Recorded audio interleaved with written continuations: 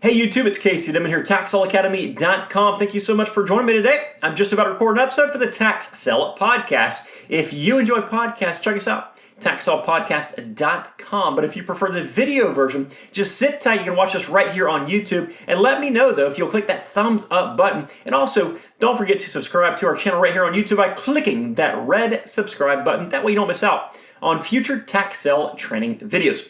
Let's go ahead and record the audio portion right now. Welcome to the Tax Sell Podcast, where tax sell investing is made easy. My name is Casey Dimon. I'm a tax sell veteran. I'm the leading tax sell expert. I am the author of the Tax Sell Playbook, founder of the Tax Sell Academy, and I'm your host right here on today's Tax Sell Podcast episode. Thank you so much for joining me on today's podcast episode. This is a completely free podcast, and it's brought to you because of the Tax Sell Academy. If you are looking to learn more about investing in tax default real estate, just head on over to TaxSellAcademy.com. Again, that's TaxSellAcademy.com. All right, so last week we discussed tax liens. Specifically, we discussed investing with tax liens that had the lowest rates of redemption.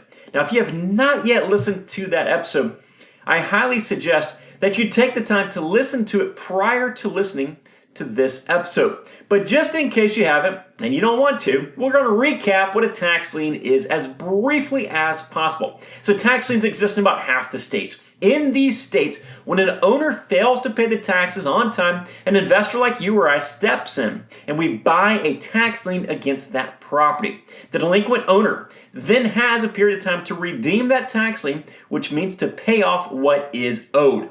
When they do this, when they pay off those back taxes, they'll have to pay the delinquent taxes plus the fees and the interest that the tax lien investor will collect. When they fail to redeem that property, that tax lien can then be foreclosed, and the tax lien investor will become the owner of the property. That's it in a nutshell, okay? Now, on last week's episode, as I mentioned, we discussed how you can target specific tax liens that will most likely end up going through the redemption period and not being redeemed, which will provide you with the result of being able to foreclose that lien and become the owner of the property, which is the desired result for many people. Now, when that happens, you actually go from a very passive investor to more of an active investor. When you become the owner of that property, you won't automatically make money. Sure, your net worth might go up on paper, but there's a lot of work left to transition that from a lien that you own to a property that you own, to a property that you have sold that you've now made money on. This means you'll have to go through the entire selling process, which is a large portion of that equation. If you don't mind going through that process, if you don't mind that effort and that time and possibly the expense involved, no problem, right? I don't mind it myself, and many others don't mind it either.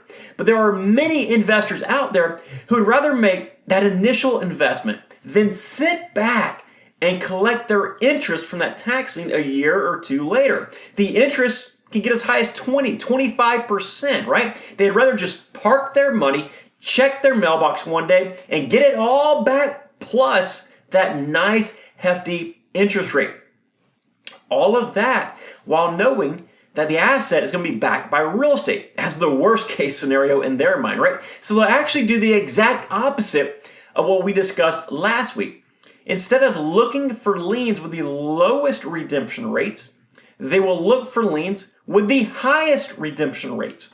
They don't want that property. It's too much effort to sell, too much work, whatever the reason, they have no desire to own that property. Instead, they want to invest in that tax lien and they want to earn interest by putting their money to work for them. They want to park their money and collect that check one day.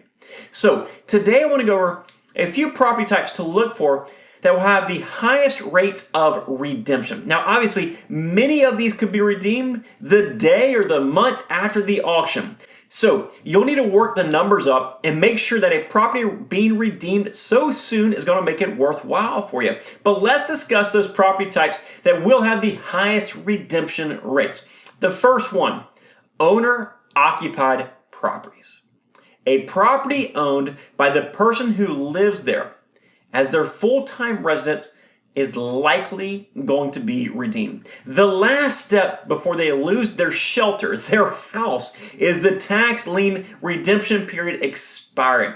When somebody comes to the realization that they're going to lose the only place that they have to live, they will come up with that money. If it's a financial issue, this is a time when people start asking for favors, when they go to pawn shops, when they do crazy stuff to pay off those taxes so they don't lose their shelter.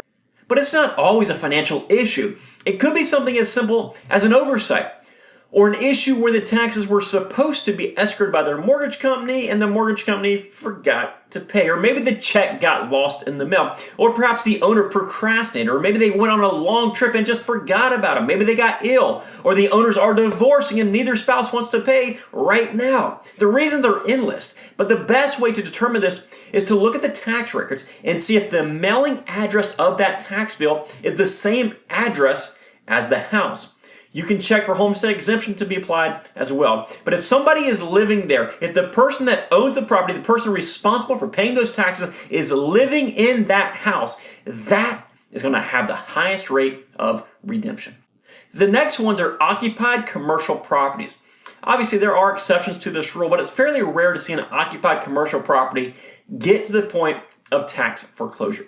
Now, if it's owner, user occupied, they're going to find a way to pay those taxes because not only will they lose their property, they're also going to lose their business, right? If it's tenant occupied, the owner will find a way to pay the taxes from the lease monies. Now, commercial properties do pop up from time to time, especially in areas that have economic challenges, right? But if the property is occupied, the odds are that the business in there, if they have enough cash flow to operate, they're going to find a way to pay the delinquent taxes on that property. The next type of property to look for are the large corporately owned properties. I've seen many, to rename nameless, Fortune 500 companies have properties get to the point of delinquent taxes. Now, you would think that they would never get this far, but oversights do routinely happen, especially when companies own thousands and thousands of properties, right? You would think that they have systems set up, and they do, but some of these will slip through the cracks, right? They have entire teams, and they still happen.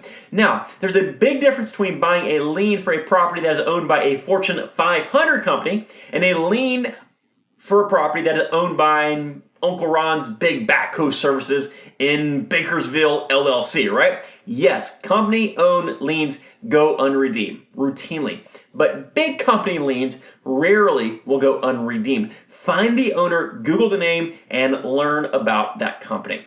Another one are the very high-priced properties.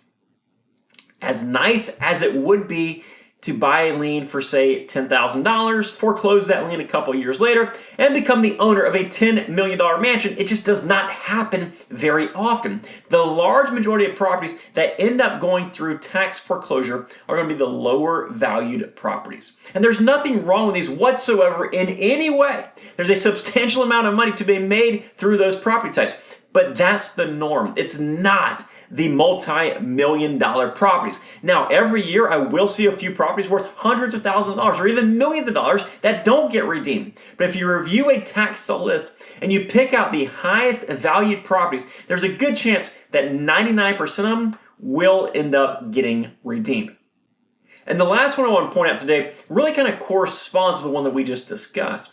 But if you want to invest in liens solely for their interest rates, you should actually start with the most expensive liens first. So for example, if there's a lien for $30,000, you're going to benefit in a few different ways. First off, provided it's a good property attached to it, of course, you'll have your money in one lien against one property. So a $30,000 lien instead of 30 $1,000 liens a piece, right? So it's going to be a heck of a lot easier to manage. And secondly, a $30,000 tax bill will likely be for a valuable piece of real estate, since the taxes, of course, are going to be based off the tax assessed value of that property. And lastly, the person who gets that $30,000 tax bill in the first place will likely be able to come up with the funds prior to the redemption period expiring. They just have much bigger resources available to them. So start with those big liens and then go smaller and smaller until you find exactly what you want.